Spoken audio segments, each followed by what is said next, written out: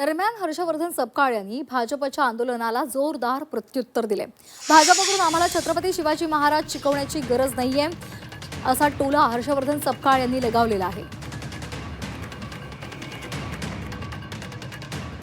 मुळात जो तथाकथित वाद जो निर्माण झालेला आहे आणि याला माझ्या वक्तव्याच्या अनुषंगानं जी भाजप गरज ओकते त्यांना मला स्पष्ट शब्दामध्ये शिवाजी महाराज आपल्याकडून शिकण्याची आवश्यकता नाही हे या ठिकाणी मी अत्यंत विनम्रतेने आणि तेवढ्याच स्वाभिमानाने या ठिकाणी सांगू इच्छितो। महामानवांचे आणि विशेष करून शिवाजी महाराज आणि टिपू सुलतान यांचे जे छायाचित्र आहे, प्रतिमा ज्या आहेत ह्या कार्यालयामध्ये लावण्यात याव्यात अशी मागणी होता। याकडे आपण कसे बघता?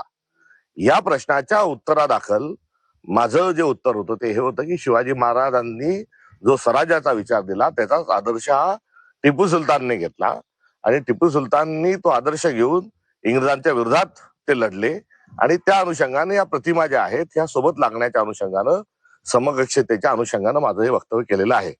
मी शिवाजी महाराजांचा जो पराक्रम आहे तो अद्वितीय आहे हे यापूर्वीच सांगितलेलं आहे आणि या माझ्या प्रश्नाला दाबून कुठेतरी जे वक्तव्य चालवण्यात येत आहे हे भारतीय जनता पक्षाचा हा खोडसाळपणा आहे।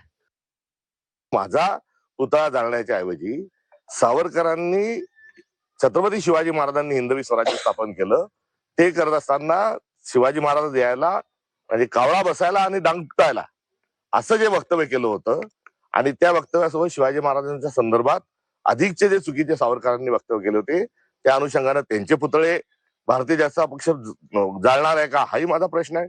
सोबतच कोश्यारी जे आहेत हे शिवाजी महाराजांबद्दल इतकं विकृत बोलले आणि ते विकृत बोलत असताना त्यांचे आपण पुतळे जाळणार आहात का हा देखील प्रश्न या निमित्ताने मला उपस्थित करायचा आहे।